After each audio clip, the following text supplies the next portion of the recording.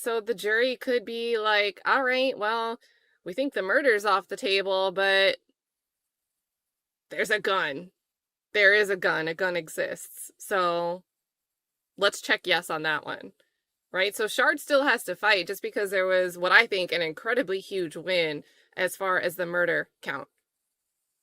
I really think that that's toasted. I would be so heartbroken if a jury, all 12 jurors, said, yeah, the state has proven beyond a reasonable doubt that Shannon Stillwell is responsible for that.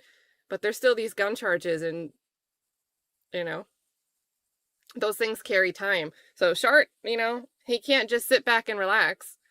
Cannot just sit back and relax. One thing I've noticed about this YSL case in regards to who's taking a stand and who's doing the one presenting the questions and so forth, so on, as far as the DA, the prosecution side. And I realize the most important things or the most important evidence that they think they have, DA Love presents. And the mediocre evidence, the things that they feel is a long shot, or the things that they feel like they're going to need some benefit of the doubt on, they let DA Hilton or the white guys present it. And with that being said, I just feel like, once again, every day since Thug has agreed to his plea agreement, it just feel like this case is over with. It just feel like they waved the white flag. And it just seems like they've given up. I feel like Fannie Willis has given up.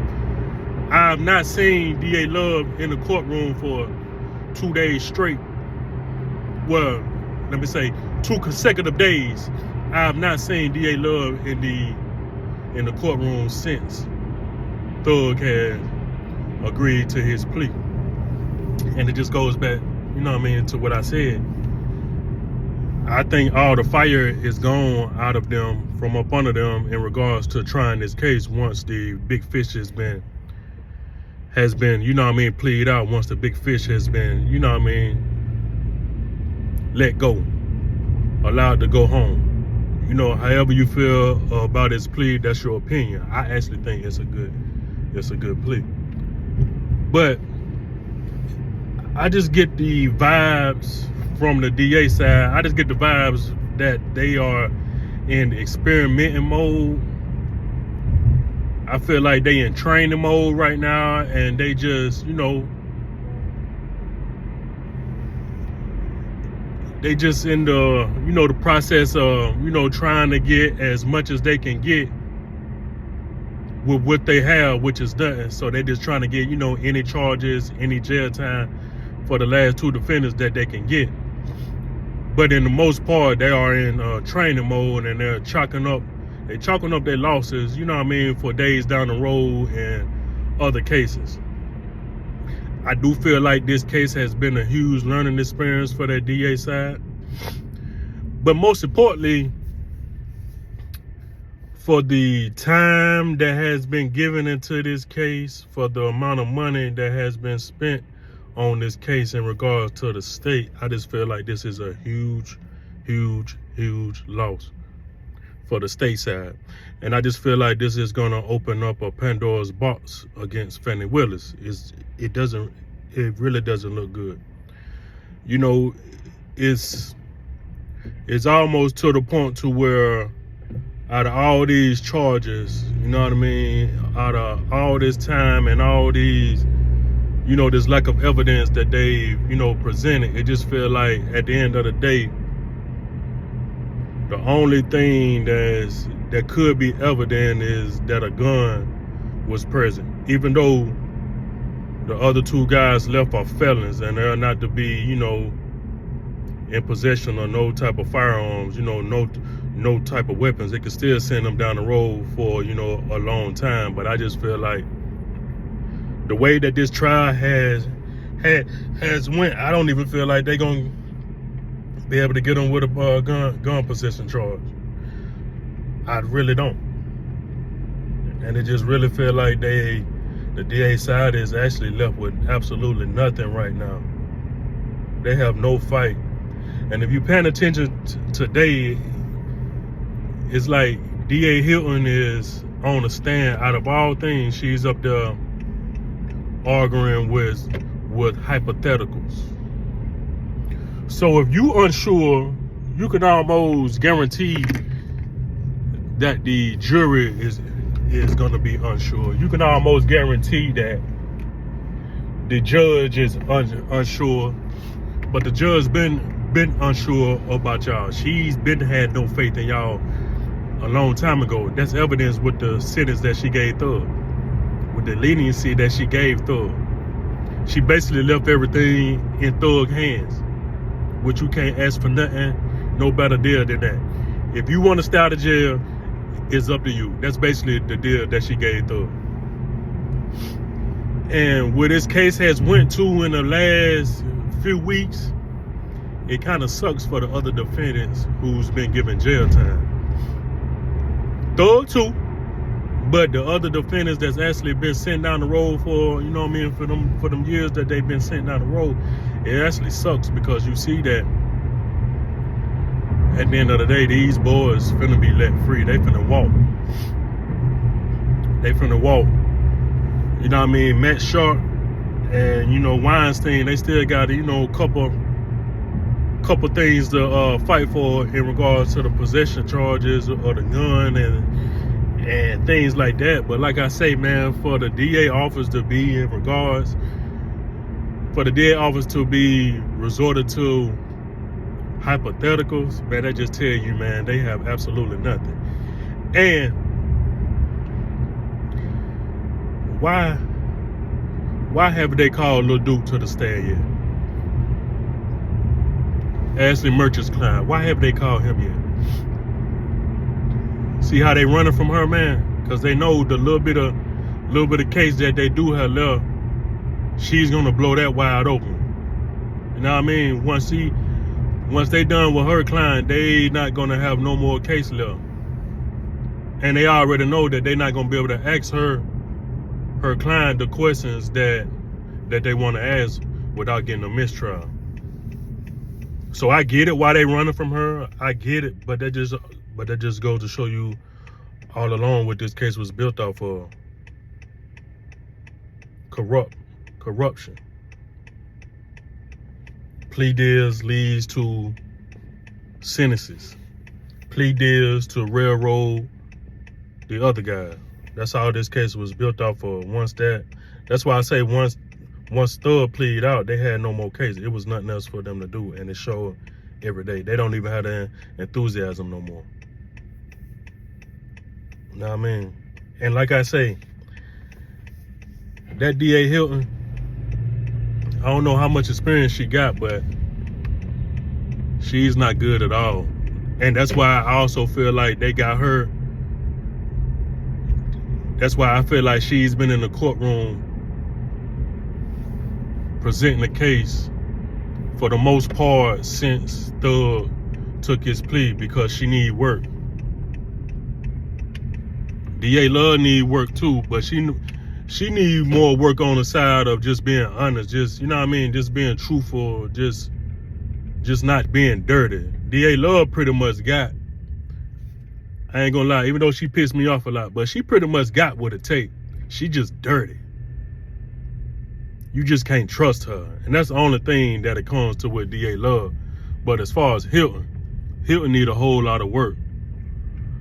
And honestly, I really don't even think Hilton is dirty.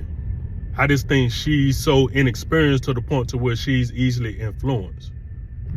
You know what I mean? She's very easily influenced. So pretty much when you got someone who really don't know what they're doing and who's easily influenced, it's not hard to flip them to get them to do what you want to do. You know what I mean? As far as the DA office, it ain't hard. You can easily, you know what I mean, tell them to go in there and present this bogus evidence and lie about it and try to set it up this way and try to present it this way because we know, you know what I mean, this is going to be the pushback on it. Ain't hard to get someone like her to carry out a bogus case. Because like I say, she hungry to further her career on top of she's inexperienced. So whatever the big dogs that's above her tell her to do, she ain't going to get no pushback. And it's kind of evident. I always felt like when it came to Hilton, I always felt like this whole case she was in over her head. I always felt like she didn't really want to do the things that she was, you know what I mean, doing, but she was in over her head. And the last but not least, when it comes to Hilton, I feel like Hilton never really cared the outcome of this case, whether they won or lost. I just felt like the people she was involved with, the people that's over her in a DA, she just got to do what she got to do. I feel like she wanted this case to end a long time ago, whether it was on a mistrial, guilty or not guilty. It didn't matter the outcome. I just feel like Hilton been waiting and dying for this to be over. And I just feel like it kind of sucks for her because she's going to be forever remembered for this case right here. DA Love is too, but you know what I mean? I feel like DA Love is more established in her career as far as a DA, so she could take more hits, more negativity, more blows, because she's pretty much, you know what I mean, she's pretty much, you know what I mean, where she's gonna be. But DA Hilton, she's still growing, she's still trying to climb up that ladder to get what she want to be, but she gonna have this stain on her record. So it's like when they see her, when the defendants and defendants lawyers see her walk into that courtroom from now on, their antennas is gonna automatically raise up. You know what I mean? So I just feel like in that, you know what I mean, it kind of sucks for her. You know what I mean? It does. It really kind of sucks for her. And as far as Fannie Willis, I just feel like the jury is out on her. We all know she ain't SHIT. We all know it already showed she was willing to do any and everything to further her career, to further her fame. You know what I mean? Just seduce herself in a, you know what I mean, more higher light, more fame, whatever you want to call it. She was willing to do whatever, and it didn't matter who thought she had to cut. And it has actually came back to bite her, because with the no wins, I'm gonna say with the no wins that they've gotten in this case, and as long as this case has taken, and the amount of resources that they've had to put forth in regards from the state side, for them to lose this case and be pretty much fighting for a damn gun charge now, out of all these charges these boys been facing, I just feel like it's no way Fannie Willis have any type of career left on the DA side, especially not in Georgia. I just feel like she's wore out her welcome. I feel like she's done more damage than good. Because you got to understand, nobody is dumb. Yeah, crime has decreased, but has it? You see what I mean? But has it?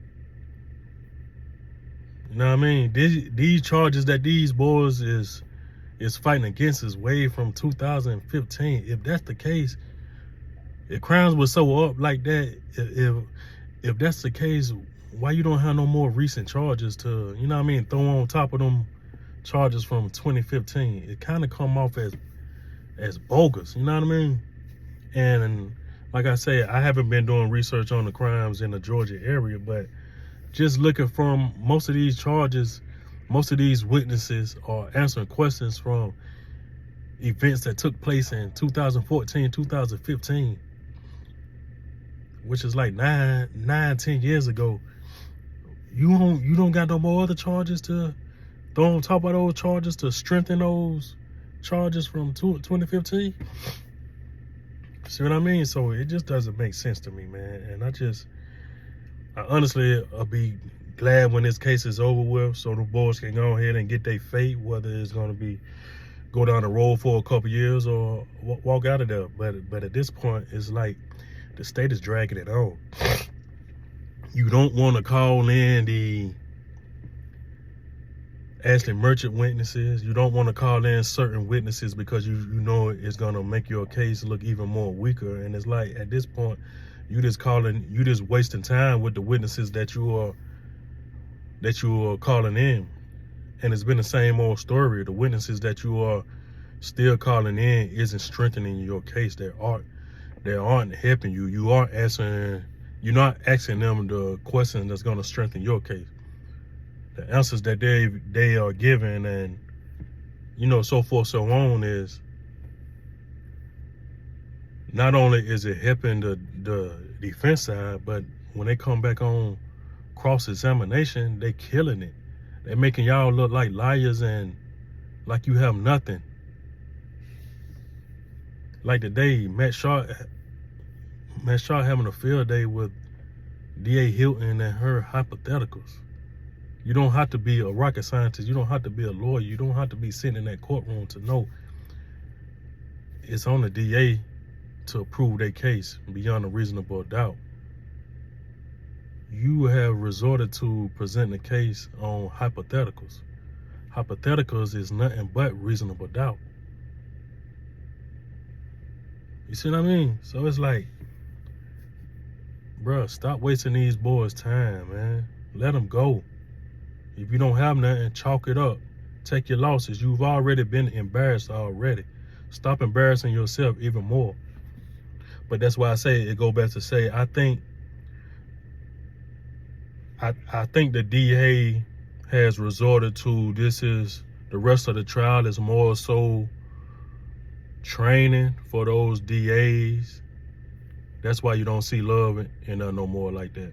So I think they're more so training the DAs for, for cases in the future that they're gonna try. That's all I can think of. But that's about all that I got on this subject. I still been, following it along. But at this point, it's the same old weak witnesses coming up. You know what I mean? Calling witnesses that's not helping their case at all. And I wanted to touch on something else in regards to the case, but I think I'm gonna leave it alone. I might get into it, but I think I'm gonna leave it alone. But I had a lot of respect for Kayla Bumpers. You know what I mean? Just off the strength of her, being a young black African American, achieving the success that she's achieved, just getting to the heights where she at, because I know it's not easy. On top of 9 times out of 10, she probably came from, I don't know her like that, so that's why I say 9 times out of 10, but she probably came from, challenged backgrounds. So when I say challenged backgrounds, I not only meaning like financial wise, but, in the communities that my people grow up in, we learn a lot of bad habits, man. We learn a lot of things that doesn't lead to, good things happening. So even when we fighting to do better, we still have to fight bad habits and, bad things that we've seen and, and that was taught to us. So for her to be in the position that she's in, and for her to be on the level that she's on, and for her to be carrying herself in a manner that she carry herself, and kind of the situations that I've seen her get herself into, lately, it kind of all makes sense now, because even though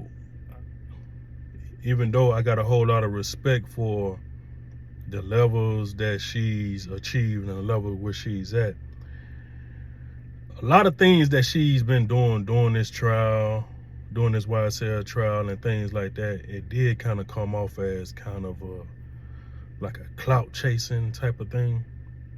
But I always gave her the benefit of the doubt, because I get it. As long as you handling your business, as long as, you getting the job done, it don't matter how people see you. It don't matter if people think you clout chasing or not, because a lot of positions of life that you have to work hard to put yourself in, it also places you in the light. So you have to be kind of careful when you say certain people are clout chasing and things like that, because it's just certain jobs, certain positions, you're going to be in the light. You're going to be in the spotlight. Things like that. So I kind of didn't, put too much weight into the clout chasing thing that I did feel like she did sometime, but I also felt like her work outweighed that. But the news that came out about her being married to one of the defendants in the YSL case, and then seeing her actions throughout this whole trial, it kind of all makes sense now. It kind of all makes sense now, as far as putting herself in the spotlight, as far as making sure she's been seen at certain points, as far as, it just kind of all makes sense now. And I really didn't come to the conclusion of this until I seen the girl of the guy who she's involved with too. She came on the stand as a witness yesterday, and I can tell it's a huge, strong competition when it comes to those two ladies, that being the witness that was on the stand yesterday and Kayla Bumpers. I can tell it's a huge competition when it comes to them. It's a lot of friction between those two. You can tell they been knew about each other. And the way Kayla has thrown herself out there into the spotlight throughout this case, it just goes to show you she had something else to put on for, she had something else to put on for. But it all makes sense now. But like I say, Kayla's still good. Kayla's still gonna be all right. She's still, in the same position. She's still gonna remain in that position. And long as she keep working hard, she's gonna, keep doing good things. But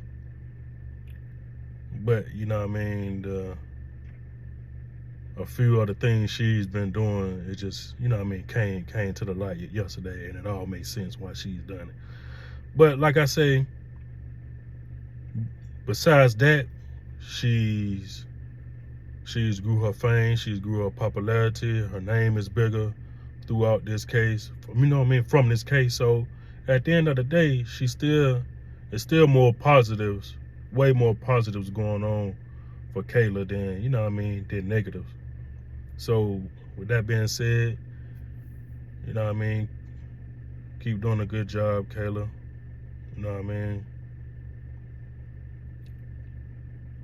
Keep doing a good job. Keep doing what you do, and don't let the haters get to you. You got to understand the position that you were in. On top of being a black woman, they want to see you fail. They want to see you, doing bad. They want to see you with egg on your face. So, just use this as a learning lesson, and just try to do everything that you can do in the future from putting yourself in, vulnerable positions like this. I'm pretty sure you've learned lessons from this, you know what I mean, from this trial, from the things that you've been through from this trial. So, you know what I mean, stay up, Kayla, keep doing what you're doing, and keep in mind that the position you in and the person that you are, they want to see you fail. So stay up, stay prayed up. I don't got too much to say as of right now in regards to this trial, but I appreciate y'all. Appreciate y'all tuning in. Like, share, subscribe my work. And I'm going to holler at y'all later on. Deuces.